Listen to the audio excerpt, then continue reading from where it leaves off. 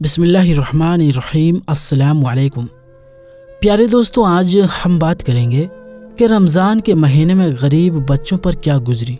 जो बच्चे एक वक्त का खाना खाने के लिए भी तरस रहे थे, जिनके पास इफ्तार में खाने के लिए एक वक्त का खाना भी नहीं था। ये वीडियो देखकर आपकी आंखों में भी आंसू आ जाएंगे।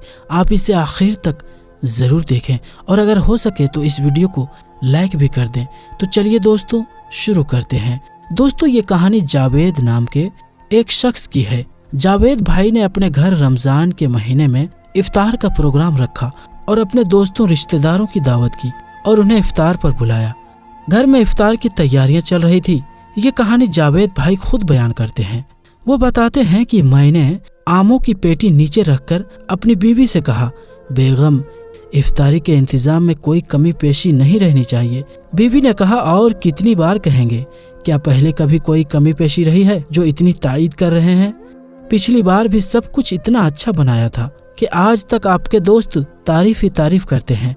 तो मैंने कहा, हाँ वो तो याद है, आज भी वैसे ही होनी चाहिए। तुम्हें तो पता है दोस्त अहबाब हैं तो जरा तुम्हारी भी इज्जत होगी और मेरी भी। बीवी ने रूह अफ़ज़ा की बोतल दूध में डालते हुए कहा, हाँ ठीक है, आप फिक्र ना करें, वैसा ही होगा। साथ ही साथ उसने कहा कि चिकन बिरयानी, मटन कढ़ाई, शोरमा, कबाब जर्दा, निहारी, पकोड़े, समोसे, मिल्क शेक, ये सब कुछ तैयार हो चुका है। खजूर भी मंगवा ली है, बस अब फल फ्रूट काटना बाकी है।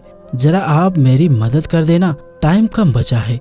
ये सुनकर जावेद कहता है, मैंने छुरी ली और अपनी बीवी के साथ बैठकर फल फ्रूट काटना शुरू कर दिए। कुछ ही वक्त में इफ्तारी का इंतजाम मुकम्मल हो गया। हमने सारा सामान डाइनिंग टेबल पर लगा दिया। इतने में दोस्तों और रिश्तेदारों का आने का सिलसिला शुरू हो गया। इफ्तारी के टाइम तक सब लोग पहुंच चुके थे। इफ्तार का वक्त होते ही सब ने इफ्तारी की और खुशी खुशी खाना खाने लगे।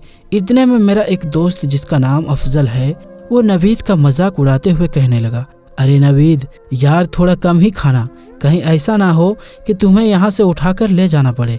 ये सुनकर सब लोग हंस पड़े और हंसी मजे के साथ साथ लजीज खानों का मजा लेने लगे। जब सब लोग खाने से फारिग हो गए तो ये कहते हुए बाहर निकलने लगे, जज़ाकल्लाह, बहुत मजा आया। मैं अपने हाथ धोने के लिए बेसिन पर गया, जाकर टंकी खोली। इतने में मेरे कानों में एक बच्ची की आवाज आई। बच्ची कह रही थी, अम्मी, अब तो सब लोग तरावी की नमाज पढ़ रहे हैं और हमने अभी तक रोजा इफ्तार भी नहीं किया, सहरी भी सिर्फ पानी से ही की थी। जावेद कहता है, ये सुनकर मेरी आंखों के सामने अंधेरा सा छा गया। ये आवाज पड़ोसियों के 12 साल की बच्ची की थी। मैं ये जानता था कि दीवार से किसी के घर में बिना इजाजत झांकना गलत है, लेकिन फिर भी मैं दीवार से उनके घर में झांकने पर मजबूर हो गया। मैंने देखा कि एक बच्ची अपने माँ के सिर पर खड़ी थी और माँ चारपाई पर सिर झुकाए बैठी थी और उससे नजरें नहीं मिला पा रही थी। बाकी बच्चे अपनी बहन का सवाल सुनकर माँ के जवाब का इंतजार करने लगे। बच्ची बार बार खाने का मुतालबा कर रही थी, अपनी माँ से बार बार खाने मांग रही थी। जावेद बताता है कि मैं ये देखकर जैसे पत्थर का सा हो गया।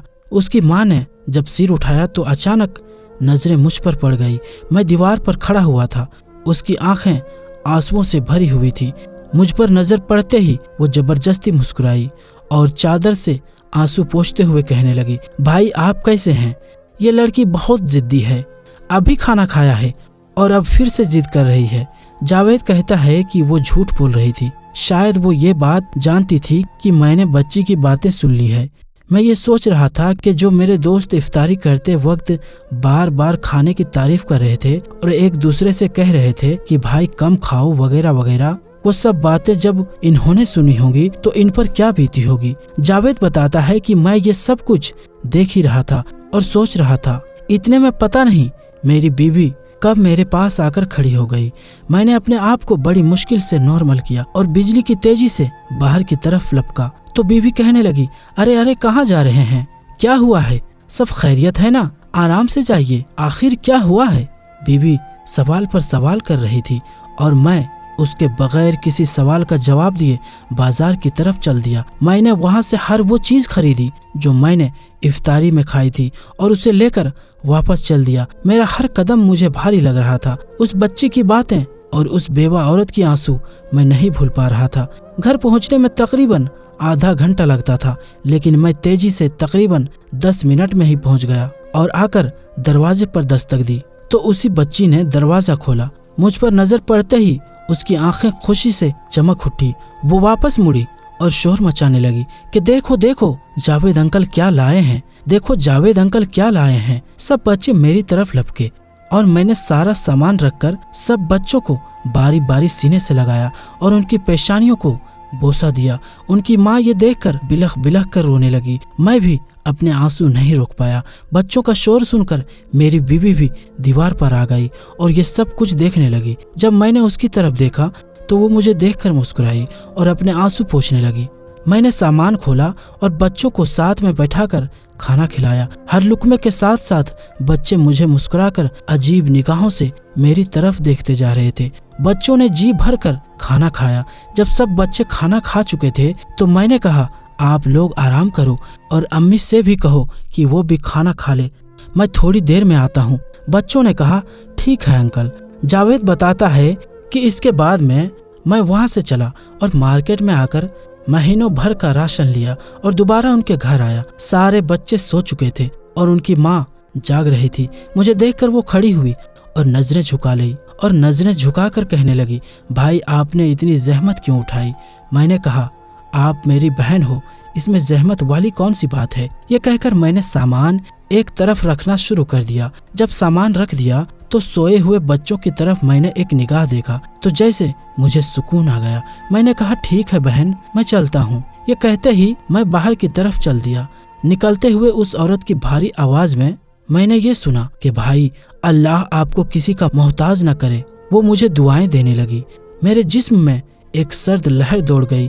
मैं बाहर निकला तो उसने दरवाजा बंद कर लिया। फिर उसके बाद हर दिन बच्चों के हंसने खेलने की आवाज आती थी, जिसे सुनकर मेरे रूह को सुकून मिलता। इतना सुकून मुझे मेरी जिंदगी में पहली बार मिला था। जावेद कहता है, घर पहुंचकर मैंने सजदाए शुक्र अदा किया और अल्लाह से रो रो कर माफी मांगी कि ऐ अल्लाह मुझे माफ फरमा कि जो मैं अब तक इस बात से गाफिल था। दोस्तों, हम खाते पीते घरों के दोस्तों और रिश्तेदारों के खाने पर मदु करके समझते हैं कि हमने बहुत सवाब कमा लिया है। यकीनन किसी रोजेदार को इफ्तार कराना ये बहुत ही बड़ा सवाब का काम है, चाहे वो अमीर हो या गरीब। लेकिन इस बारे में कभी भी नहीं सोचा कि क्या हमारी तरफ से मुस्तहकीन तक उनका हक पहुंच रहा है या नहीं। दोस्तों, हम ये उम्मीद करते हैं कि इस वीडियो का पैगाम आप तक जरूर पहुंच गया होगा। तो दोस्तों, आप इस वीडियो को लाइक जरूर करें और अपने दोस्तों तक जरूर से जरूर शेयर करें। तो दोस्तों, हम मिलते हैं फिर किसी नई वीडियो में। तब तक के लिए अस्सलाम वालेकुम, अल्लाह हाफिज।